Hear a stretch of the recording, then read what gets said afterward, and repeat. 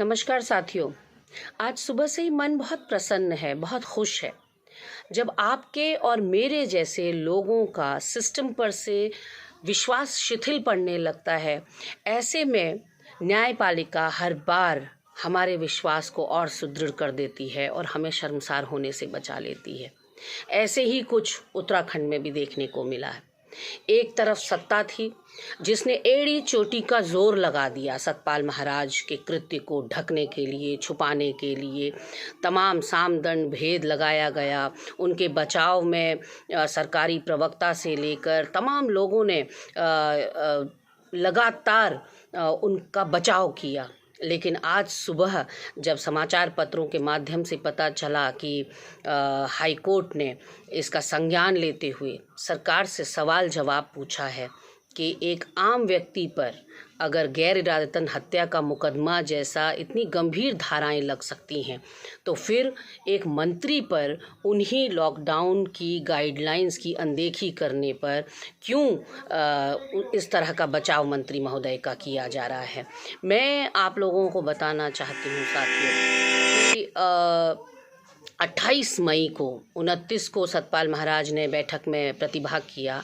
28 मई को मेरे द्वारा एक वीडियो जारी करके भाजपा के संगठन से और सरकार से निवेदन किया गया था और 4-5 बड़े नेताओं का, रसूखदार नेताओं के नाम लेकर और उनके पीछे का पूरा उनकी ट्रैवल हिस्ट्री बताकर, उनको नोटिस की बात बताकर ये निवेदन किया गया था कि जनहित में आप लोगों को इनका टेस्ट कराना चाहिए, क्योंकि ये जनता के बीच में बने रहते हैं, सामाजिक कार्यक्रमों में बने रहते हैं।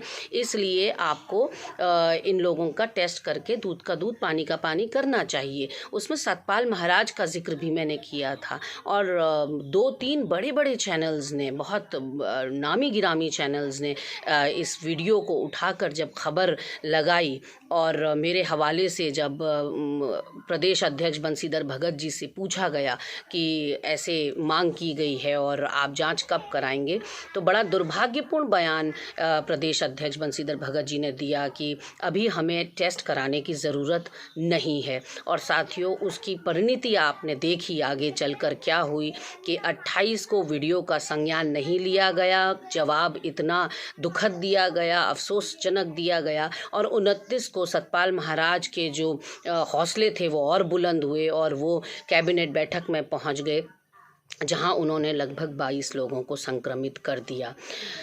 प्रवीण जागड़िया जो हमारा भाई है रेवाई से उत्तरकाशी, हमारे प्रदेश प्रवक्ता कांग्रेस विजयपाल रावत भाई ने इस बात को सबसे पहले उठाया था कि प्रवीण भाई के साथ फिर क्यों अन्याय हो रहा है। या तो जो 5 धाराएं 307 के सहित 5 धाराएं प्रवीण जागड़िया पे लगी, तो या तो वो 5 धाराएं भी हटाई जाएं या फिर मंत्री महोदय को भी उसी परिधि में रखा जाए। साथियों, प्रवीण के ऊपर साक्ष्य छुपाने से लेकर, सरकारी कार्य में बाधा डालने से लेकर, लोगों को संक्रमित करने से लेकर तमाम आरोप उसके मत्थे मढ़े गए, जबकि वो भी एक कोरोना संक्रमित पेशेंट है और अपने माँ बाप का इकलौता लड़का है, 2 छोटे बच्चे हैं।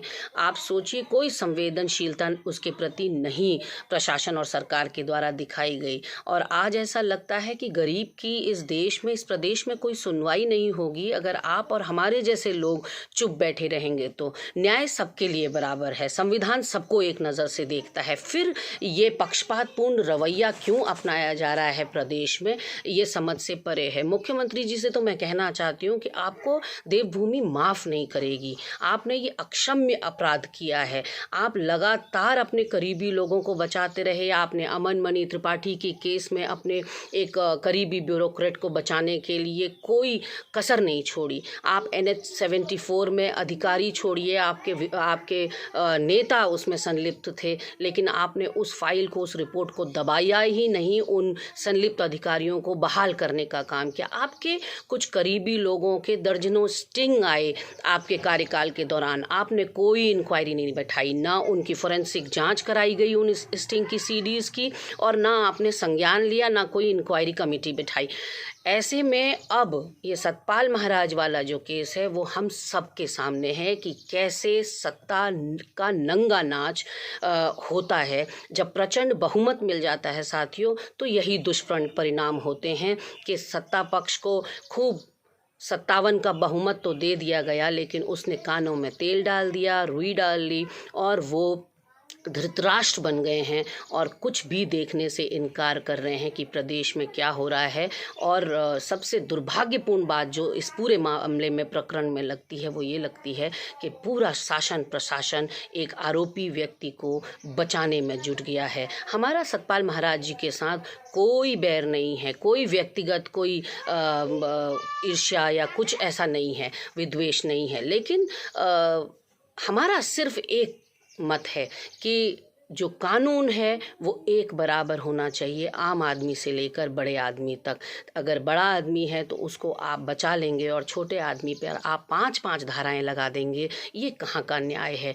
इस तरह से आप अगर आवाज़ कुचलने का प्रयास करेंगे गरीबों के, आजकल लोग बड़ा प्रश्न कर रहे हैं कि ये फेसबुक लाइव पर तो बैन लग जाना चाहिए, जिसको देखो मुंह उठा के फेसबुक लाइव कर रहा है। लेकिन ये सोचनीय और चिंतनीय विषय है लोग साथियों कि लोगों को फेसबुक लाइव करने के लिए धकेला किसने। हम क्यों फेसबुक लाइव कर रहे हैं? कोई शौकिया तौर पर नहीं कर रहे हैं, हम सिर्फ इसलिए कर रहे हैं क्योंकि सिस्टम अब सुन नहीं रहा है, गरीब की कोई सुनवाई नहीं हो रही है। इसलिए आम व्यक्ति को फेसबुक के माध्यम से अपनी पीड़ा जाहिर करनी पड़ रही है। फिर आऊँगी आपके समक्ष। नमस्कार।